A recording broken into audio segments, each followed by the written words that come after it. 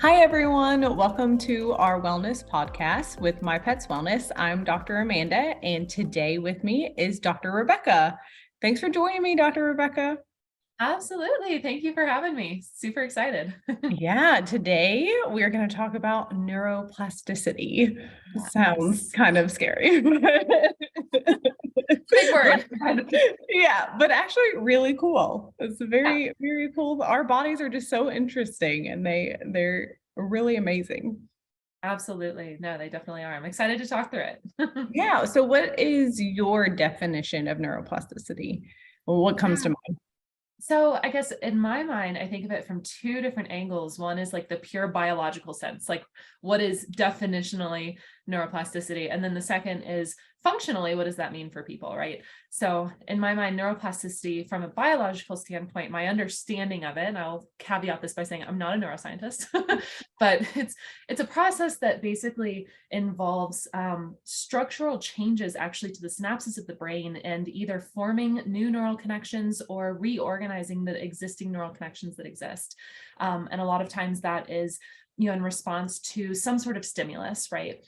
Either internally, your body or chemicals are changing things, or external stimuli, potentially things like learning or things that your brain recognizes in kind of the external world. So this neuroplasticity oftentimes happens in situations where people are learning or, recovering from things like a stroke or, traumatic brain injury, things like that. So from a purely biological standpoint, that's my understanding of neuroplasticity. And then I think from a functional standpoint, I think of it as a way to really retrain your brain, which is super cool that we have the ability to do that. So that's my understanding, at least. No, I absolutely agree. And I think it's a great topic for you because your dog definitely displayed neuroplasticity in her real life, like the best case study I've ever heard of. Yeah, no, that's actually a really great call out. Yeah. So for the viewers who aren't aware, my dog, she's a little Basset. When she was like 15, 16 weeks old, she underwent a routine spay surgery. And she actually had an anesthetic complication and died and was dead for several minutes, significant oxygen deprivation. And we eventually got her back, did CPR, recovered her, and she was effectively, I would say, non-functional in a lot of different ways. She was able to breathe, but she couldn't see or really move. She had to be tube fed for a while. And over time, we saw that she began to kind of regain those functions. We did things like hyperbaric oxygen therapy for her, because there had been some studies showing that improved neurogenesis and stuff in patients that had ischemic damage, lack of oxygen to the brain. So she absolutely is a perfect example of neuroplasticity, where you can go from not being able to see or hear or move to now being a mostly functional dog, I will say. She is very, very sweet, but not super bright. And that's totally fine. I mean, that's okay. I'll take it. Yeah, absolutely. Yeah, your videos are so cool from where she really just could not move. She had paralysis, and then now she's moving around. For the most part, she can see you. And I mean, it's pretty amazing. It's amazing with the head trauma cases like I used to see. It was so hard to tell people a prognosis because you just don't know, and the brain can do amazing things. It just takes a lot of time and effort, mainly time. Mainly time. Mainly time, a little bit of luck. Yes, yes. Absolutely. And it is super unpredictable, right? I know younger animals tend to have, I think, a little bit more of a natural inclination to have that neuroplasticity. People too. I think that's one of the reasons it's easier for kids to be able to learn languages, right? Languages, yeah. Is because their brains are just primed for it. And I was actually reading a study just actually couple weeks ago about they're trying to identify the molecule that is actually impacting the ability of the brain to be more neuroplastic. So they think that they've actually found this particular substance that improves neuroplasticity in the brain, and is responsible for the, ability to acquire languages and stuff in younger children. And they're hoping that, in future studies and in, hopefully in the not so distant future, there will be some applications for improving neuroplasticity in adults as well. That's awesome. Yeah. Super interesting research that's going on right now. Yeah. Yeah, that is awesome. And then kind of bringing it back to veterinary medicine and being in the field, Yes. why do you think it's important for us to be able to rewire our brains? Yeah. So this definitely applies to veterinary medicine. I think it applies broadly to any field and really to any person, right? So in vet med, I feel like there are a lot of stressors, and there are a lot of people that are in vet med that are highly empathetic, that have tendencies to sometimes catastrophize or sometimes see things in, black or white thinking. I know I personally have I'm a great catastrophizer. Exactly. I'm so good at it. Yeah, I'm really good. Yes. Perfectionist. And yes, I am perfect at catastrophizing. But yeah, it's one of those things. I mean, we tend to struggle with all of this stuff in vet med, right? We've talked about it before. It's a really challenging field. But I think there are opportunities when you think about the idea of actually being able to change your brain and really restructure it. I think it's empowering, right? Because it gives you the ability and the understanding of like, yes, this is my brain right now, and this is my experience, and that's okay. This is what I'm currently feeling, and this is my reality. And that is what it is, and it's fine. But it's also very empowering to be able to think, this doesn't have to be my reality forever. Mm-hmm. I have the ability to say, this is my goal, this is where I want to be, and I have the power to change to some extent the way that my brain is conceptualizing things, or the way that I'm reacting to things or responding to things.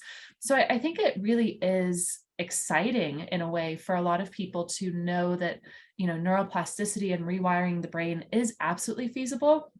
And it's something that we're doing on a daily basis anyway, right? Mm-hmm. Like every single time that our brain is exposed to something in an external environment, right? It's learning every single time. So taking that and understanding we're doing this anyway, we still have that ability, even though we're not, a young child that can learn 12 languages, Mm-hmm. we still do have that capability. And so figuring out how to best harness that and working with people that can help you with that, like therapists and counselors and psychologists, I think is really powerful. Have you heard about our weekly wellness rounds? If you're a veterinarian, you know more than anyone how tough life can get. Whether it's dealing with difficult clients, communication challenges on your team, issues in your personal life, or even just a busy week where you feel like you haven't been able to stop and actually catch your breath. There are so many things that come into our lives that can impact our mental health. So that's why we've started our weekly wellness rounds. This is a judgment-free place to come talk through your experiences with other veterinary professionals who get it.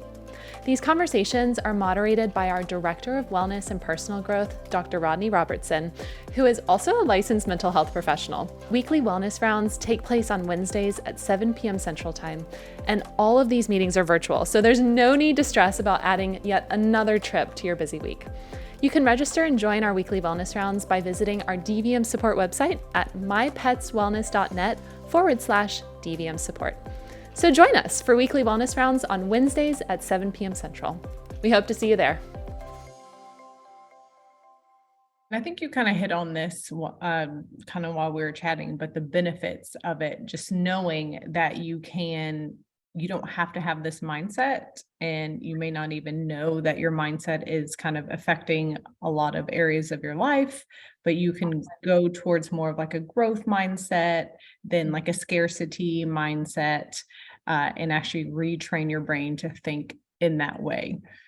Absolutely. And I think, you hit it on the head. I think it's one of those things once you have awareness of it, right, then you have the ability to actually make informed decisions and choose kind of how you want to manage that. So I have found personally, there's this kind of approach in some, psychological circles. Again, I'm not a psychologist, I'm not a neuroscientist, so caveat a little bit. Talk to your respective specialists. Right. My understanding is there's this field, or this line of thinking, acceptance and commitment therapy, right? And that is something where you really are working to be an observer of the emotions and the things that you're feeling without necessarily judging them, right? And this is absolutely, I am not doing it justice by really simplifying it, right? I'm not trying to be reductive, but it absolutely is going to end up that way. But the idea is that rather than experiencing your emotions necessarily in the moment, you're able to take a step back and say, this is the emotion that I'm feeling. This is what I'm experiencing. And almost kind of remove yourself from it a little bit, right? Just a touch, to where you're actually able to identify it in the moment. And I feel like that type of practice where you're able to say, this is how my brain is currently working, right? And not say, I am angry, but rather I am feeling anger. This is what my brain is currently doing. I think, again, gives you that opportunity to really take a step back and assess, okay, these are my patterns. This is the way that my brain is currently wired. And, I want to work to try to improve that, or I want to work to try to change that. And again, I think there are limitations here, right? I'm not saying everyone can go out and suddenly decide that they're going to be It's hard. Yeah. I think that there are some things that, are probably pretty static. Like I've read, the big 5 personality traits and stuff, like those are really challenging to change. For time, it's certainly possible, but, things like that, like I'm an introvert. I'm not suddenly going to decide, well, I'm going to be an extrovert and, go out and feel like an extrovert, right? But there are ways that you can make those small changes, especially in ways that are, I think, really impactful with, anxiety, or the way that you're approaching things, or the way that you're responding to things. So it can be a really, again, just a really powerful tool. And to realize how important your thoughts are connected to your emotions, because you won't really have an emotion without a thought. You're not just going to be angry for no reason normally. Exactly. Something will trigger that, and to really catch that. And we'll be talking about reframing in a little bit, but what you're describing is kind of reframing your thoughts, which is a great tool. Easier said than done, because a lot of the times I think our thoughts go without us really knowing they're happening, and then you just kind of have to catch the train as it goes. Absolutely.